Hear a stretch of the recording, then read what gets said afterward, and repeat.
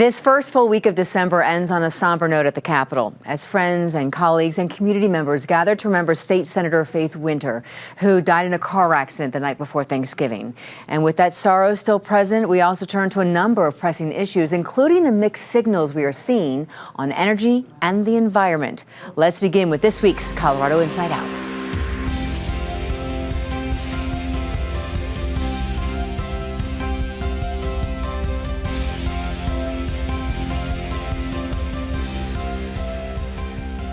Hi, everyone. I'm Kyle Dyer. Let me get right to introducing you to this week's Insider panel. We start with Patty Calhoun, founder and editor of Westford.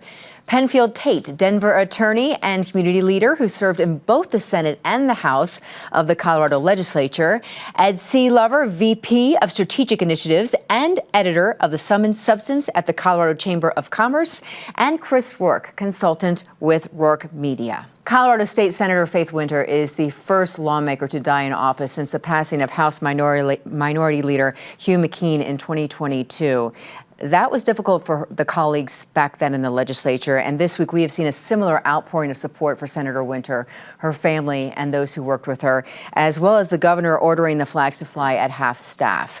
We won't know for a while the cause of that accident that took her life, but Patty, one thing we do know is that traffic deaths in Colorado have been rising for most of this past decade. And it's not a big surprise. I drive right past where that accident happened. It was one of two at almost the exact same time on I-25, and you see how people are driving now. You see you've got the distracted drivers. You also have the people who are going 100 miles an hour, which has really seemed to increase since COVID. That's what I've noticed, people going so much faster. And even if they arguably have control of their car, they throw the other people around them into panic. So it's how people are driving, it's what is not being enforced, which seems to be the speed limit. And then you throw in the weather, and we had spin outs and fender benders and crashes all over the weekend when we had our first snow. So people just have to remember to be careful, to be watchful, and probably report people they see who are out of control. Mm-hmm. There was a very sad ceremony for Faith Winter, and it's all tragic. People just need to be careful when they're out there on those streets. Mm-hmm. Hen. Patty's right about the rise of accidents, and I think it's not just COVID, it's not just speeding, it's also road rage seems to be on the increase also, which is really disturbing. The least little thing seems to set people off on the roads. But it's not just vehicles. Pedestrian deaths are up 88% since 2015. 65% of those occur at dusk and at night. I live in Northeast Denver. I was driving down Colorado Boulevard the other day, and I did not see a man walk off the median into lanes of traffic against the light, but that doesn't matter. That's no reason to hit somebody. But he was wearing dark clothing and nothing reflective. So things need to change. We need to pay better attention. And Patty's right. They had a nice ceremony for Senator Winter. As people know, she chaired the Transportation and Energy Committees at the Capitol. She was an advocate for transit and, reduced better air quality and transportation, which is not inconsistent. And I think she understood that it was important for all of us to get from point A to point B efficiently, effectively, and safely. It's just a cruel irony that she lost her life in this way. Mm-hmm. Ed. If this tragic accident isn't a call to action, maybe these numbers should be. 492 highway deaths through November in Colorado, according to CDOT. The Reason Foundation, which does an annual study of roads across the country, ranked Colorado 45th in urban and 47th in rural interstate pavement conditions, 40th in safety urban-wise, 32nd in terms of safety rural-wise. These are not good numbers. There is a reason that a ballot initiative has been put forward by the Colorado Contractors Association to put more money into highways. And we can certainly discuss the details of that initiative. But I think at this point, the question about whether we need to pay more attention to our highways and whether they are safe is no longer a question. And for residents, for businesses, we have to do better. Mm-hmm, mm-hmm. And Chris? Well, and we have to be careful of who's on those roadways. This accident was tragic. Like Patty, I know that intersection very well, or not intersection, but that exit ramp, and you have to pay attention at that one. Apparently there was another accident involved, and it's a complex investigation that's ongoing. Just 2 nights before, there was a horrible accident down in Franktown, which is in Douglas County, further south. And 5 people were killed, 3 of them were children.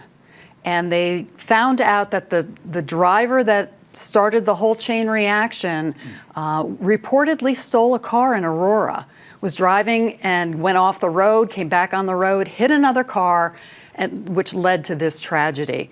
Come to find out, this man had been in prison, was a parolee, had been in prison twice, had multiple offenses, had been convicted of multiple offenses. So we have to know who is on the roadways too. And when, like Patty said, you see someone driving erratically, that's a problem. It needs to be policed. Speed, leading cause of traffic deaths. With all these numbers that we're hearing, speed is the leading cause of traffic deaths. So we need to have some policing. Mm-hmm. Okay, thank you all. Colorado leaders and nonprofits that help those with food insecurity are kind of figuring out next steps for the 600,000 people in our state who use SNAP benefits to buy food. On Tuesday, the Secretary of Agriculture said that next week, the federal government will start withholding SNAP benefits to recipients in 21 Democratic states, including Colorado, because the states have refused to provide the names of recipients and their immigration statuses. I will start with you, Penn. You know, this is a bridge too far. To put this in context, there are 347 million people in this country, approximately. 42 million of them receive SNAP benefits. That's 12% of the population. Among those receiving SNAP benefits, 39% are kids 18 or under. 11% are kids 5 and under, and 28% are school-age kids. And the benefits range from $298 a month to a single-person family to $994 a month for a family of 4, which is not $298 times 4. So it's not like people are double or triple dipping. The problem with this whole initiative is the Trump administration has gone from sending the National Guard and threatening the military in blue cities and states. He's very clear about that. Red states are complying, so he's targeting states where governors or legislatures are controlled by Democrats. So he's decided now, if militarization won't work, let me just starve people for no good reason. And part of why this makes no sense is a court has already ruled that the administration is not entitled to the data they're asking for. You can't permanently disqualify people from SNAP benefits if they're lawfully in the country. And that's what they're doing now.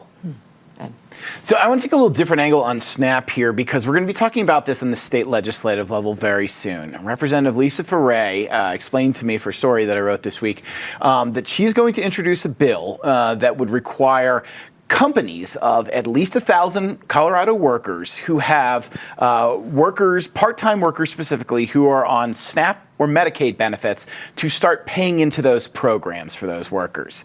This is, in terms of big, bold ideas, let's put it this way, no state in the country does this. Foray has said, look, we need to do this because we feel like we're subsidizing some of these very wealthy companies whose part-time workers are using public benefits.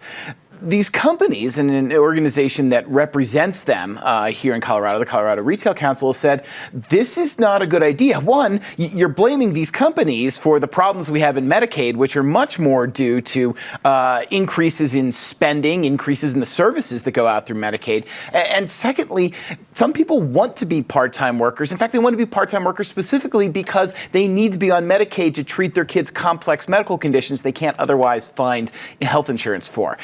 That all is a lot to drop at this moment, but I just want to say, when we're talking about SNAP, it's coming home to the Colorado legislature, and I think this will be one of the biggest debates of 2026. Well, another area where the Trump administration is leveraging funding to get compliance is in the category of commercial driver's license, semi-truck drivers, hazardous waste truck drivers. Colorado is actually complying with a new federal rule that has paused CDL licenses, and that's for immigrants who are without citizenship or do not have green cards. And this is part of an overhaul by the Trump administration to get sort of more regulation into these commercial licenses following some very high-profile crashes involving undocumented immigrants. And part of the problem is when we have immigrants here that don't speak our language, the tests are given in English, maybe don't fully understand our driving laws, that can become a problem. Well, Sean Duffy, Transportation Secretary, has withheld $400 million from California to try to get them to come into compliance. He wants to revoke 17,000 CDL licenses for lack of compliance. Like I said, Colorado is actually complying with what the feds want on this.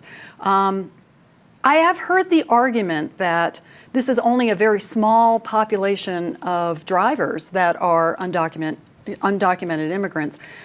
Unfortunately, in this particular industry, safety is really key.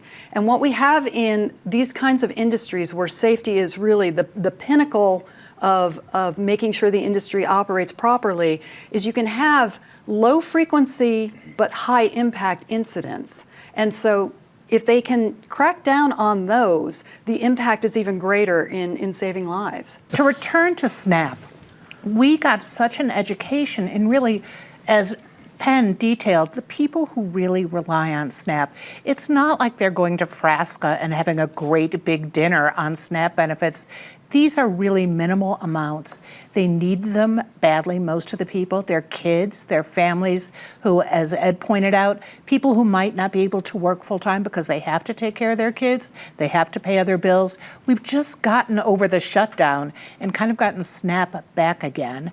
And now Colorado's being threatened because it dares to do what's right for the people who live in Colorado. So at this holiday season, we have to remember how many people are in need, and that includes all the people who work at the food banks and are strapped because of what they just went through. So give and give often. Mm-hmm. Yeah. Okay. We have talked a lot about the fiscal challenges facing Colorado, and they're serious enough that Governor Polis has now extended the current spending cuts through the end of February to free up another $265 million to balance the budget. Ed, what happens after the end of February? It seems like there will be even tougher choices down the road and cuts that will still need to be made. I mean, there are a lot of tough choices coming up. I mean, let's not forget, we're following a $1.2 billion budget shortfall from last year with an $800 million budget shortfall this year. And a lot of what Polis is doing here is trying to cut around the edges. For example, one of the cuts that's extended with his executive order is he's rolling back 1.6% increases in reimbursement for Medicaid providers to flat. And that's what he's planning for again next year in the budget he's presented. And these are interesting choices. We talk a lot, especially on the national level, about Medicaid and cutting fat and cutting waste out of Medicaid. But at the same point, I've been very interested to see that the reaction to Polis's Medicaid spending pullbacks, which includes $334 million in pulling back on Medicaid spending proposed for next year by doing things like limiting the amount of benefits somebody could get or limiting reimbursements to certain providers. These are alarming hospitals. And the reason they're alarming them is they're saying, look, more people are coming in on Medicaid these days. And if they don't have Medicaid, we're not going to be able to get any money from them. And they said, particularly if you're cutting back on reimbursements for Medicaid, you're going to have providers that are not going to provide for Medicaid anymore. And those providers don't just treat Medicaid patients. They treat everyone. And suddenly we could see services disappearing because of lack of providers. I don't have an answer for you. I just want to frame how difficult this conversation is going to be in the budget this year. Okay. All right, Chris. Well, one area that we likely won't see cuts is in the wolf reintroduction program. And I hate to be a one-trick wonder, but I am going to bring this up. This governor sees this as his legacy to bring wolves, put them on the ground in Colorado because he says that's what the voters wanted. The vote was not a mandate by any means. It was a very narrowly passed measure. But in October, after we had a special session to address budget shortfalls, we found out that the state had entered a contract with British Columbia to obtain 15 wolves for $400,000. Now, the feds stepped in. They put the kibosh on that. So it would not surprise me if Governor Polis does still try to broker an agreement with British Columbia, since they do have wolves they're willing to give, despite the Fed's intervention. We will see. I don't know how that would transpire. This comes at a time when CPW is having a lot of changes, and they're not good ones. We've seen Jeff Davis was asked to step down. It has been learned he stepped down, but it was at a request. And he's taken a new role within the Department of Natural Resources.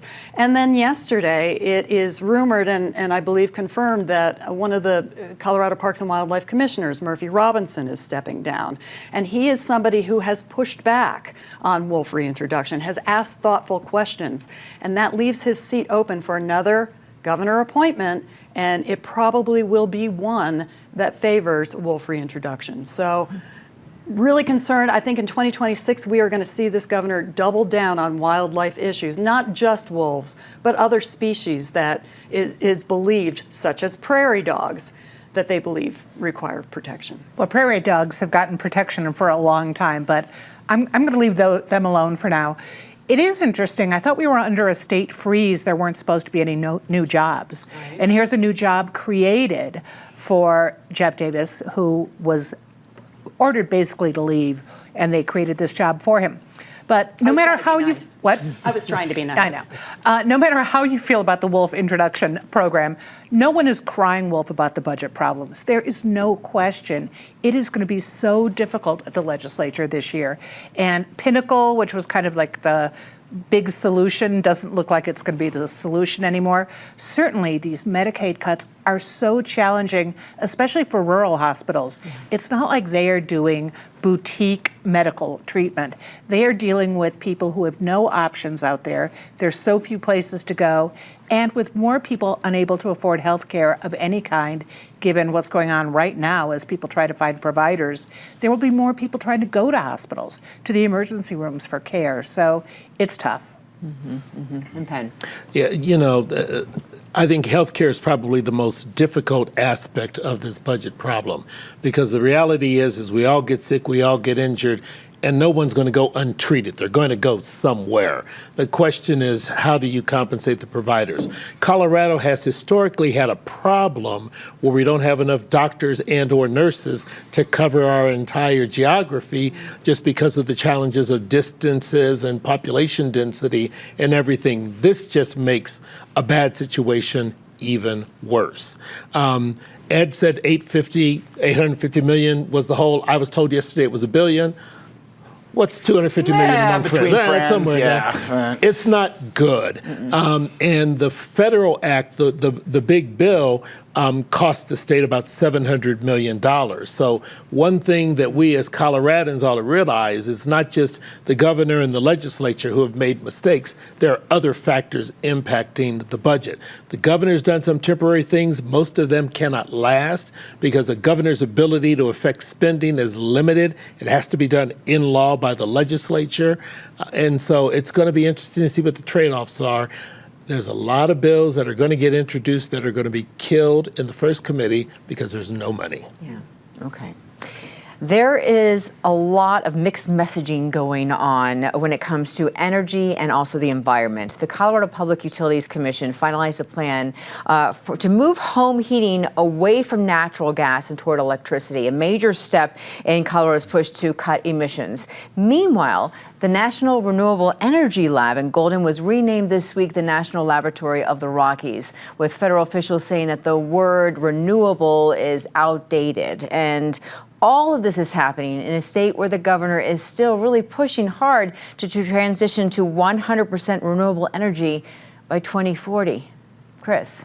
Yeah, that move by the PUC is going to cost people a lot of money. I think it costs like $10,000 to convert a heating system to take that on. But, it shouldn't be a surprise that the National Renewable Energy Laboratory is now going to be the National Laboratory of the Rockies, per President Trump. He came out in January 20th, first day in office, had an executive order, basically said that we're not going to prioritize one source of energy over another. And so I think this shows that he wants to have an equalized attention span on energy production overall, sort of an all of the above. It's interesting because it was Gerald Ford that originally established the laboratory. It was called the Solar Energy Research Institute, a Republican, by the way. And then George Herbert Walker Bush renamed it the National Renewable Energy Lab. I doubt its mission of bringing about energy innovation is going to change much. Rather, it's going to broaden instead of just focused on renewables. You know, and I don't want to see an either-or mentality when it comes to energy. I think all of the above is the way to go. When you look at the state of Texas, known for fossil fuels, they have a very robust renewable program, and I think they're the top three states for renewable energy production. So all of the above. Okay, all right, and Patty. Well, Texas wouldn't be there, and you wouldn't have your cheap heating bills because of solar if it hadn't been for NREL and what it did to really study for renewables and make them be cost effective. I remember when SERI opened, the Solar Energy Research Institute, it was an outgrowth of Earth Day, and Jimmy Carter came here when he was president, when they were doing the groundbreaking, and went to Rick's Cafe, a notorious fern bar, because they had a solar-run dishwasher. And it was so cutting edge, but look at how solar is now in so many lives, saving money. You need to subsidize science sometimes to get to where we want to be, as opposed to now the gas guzzling rollback on car gasoline that Trump just initiated. You know, this is a difficult conversation to have. You know, we like oil, we like gas, we like electricity, we're used to it. But with oil and gas, we know it's a finite resource. And we know at some point, we may not know when, but we know at some point there won't be any more of it. And actually, if you look at some of the OPEC countries, some of their production has declined, not because they're trying to punish the U.S., but they're figuring out these wells are about to run dry.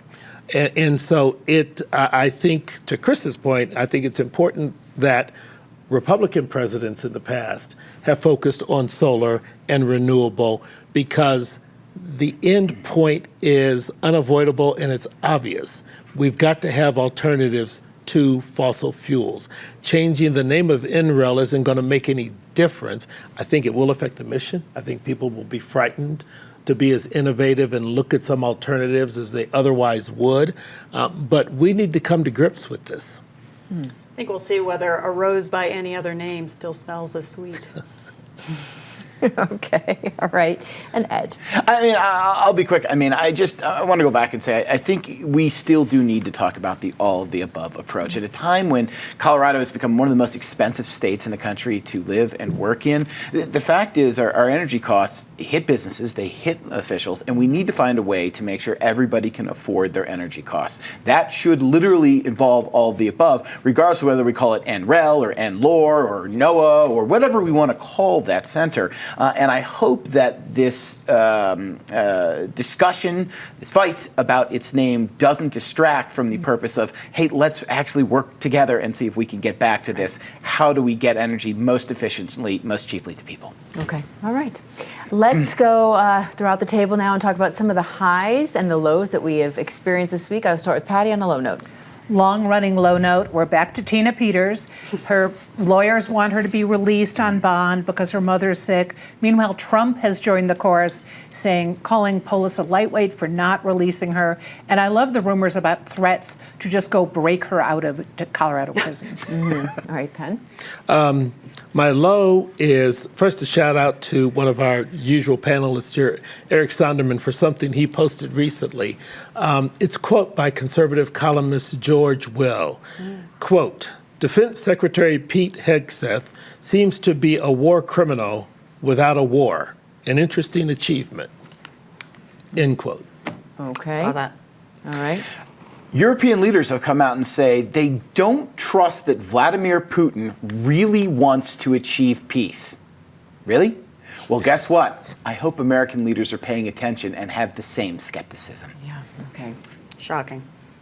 My low of the week is the Mustang Outrider. Our governor wants us to expand our use of public transportation. My daughter takes the Outrider from Gunnison here. I pick her up in Pine Junction rather than going down to Union Station. Went out on Saturday and waited for the bus, waited for the bus, waited for the bus, and the bus never came because it had full capacity at Union Station and didn't notify or stop by the stop anywhere down the line to let us know that it wasn't coming for us. So we got up early the next day and caught the next bus. Whoa, okay, all right. Something good, Patty? Go to Union Station, not to catch Mustang, but this weekend when the Parade of Lights is out there on Saturday, all through downtown, it's just a good time to go experience what's really happening here. The Parade of lot of Lights fun. is the best, yeah. It's fun. Too quickly, don't forget Colorado Gives Day next week. And I wasn't here last week, but we lost a true legend and giant, Pernell Steen, who was just well known here on 5 Points, great pianist and historian. And isn't there at Dazzle a tribute to him? It was yesterday. No, there's another one on the 10th. On the 10th, okay, good. Yeah, okay. All right. I was really struck by a story this week about how the Douglas County Sheriff's Office has solved a 38-year-old cold case. And in the end, the murderer turns out to have died decades ago in prison. But the idea that that office continued to work on this and to give peace to the family of the woman who was killed back in 1987 gives me hope that the police are out there and they are working this hard for us. And Chris? I'm really grateful for the snow, and we need so much more of it. And despite the ice and despite the troublesome driving, just slow down. Take some time, enjoy it. It's a peaceful time. It's time to winter, and we need the snow. We need it up on the peaks so that we can have water this summer, next summer. Thursday morning, the day after the storm, was just beautiful It when the was. sun came out. Yeah. All right, my high is kind of with Penn here, is the anticipation and hope surrounding next Tuesday, Colorado Gives Day, the biggest day of giving in Colorado. Every year since 2010, Coloradans have raised more than $500 million through Colorado Gives Day, including $54.8 million just last year. Now, Colorado Gives Day launched before the now nationally recognized Giving Tuesday, which was this week. So you could say Coloradans' generosity helps spark a national movement. And that spirit of giving shows up every single year. Last December, 134,000 Coloradans donated to 4,500 nonprofits in our state. And this year, many nonprofits are facing even tougher challenges because of cuts in federal funding. But Coloradans care, and I'm very excited to see what we can do together this coming Tuesday. And also thank you in advance to those of you who choose to support independent media and PBS 12. Thank you, team, for joining us this week. Thank you all for being engaged in watching or listening to our podcast. I'm Kyle Dyer. I will see you next week here on PBS 12.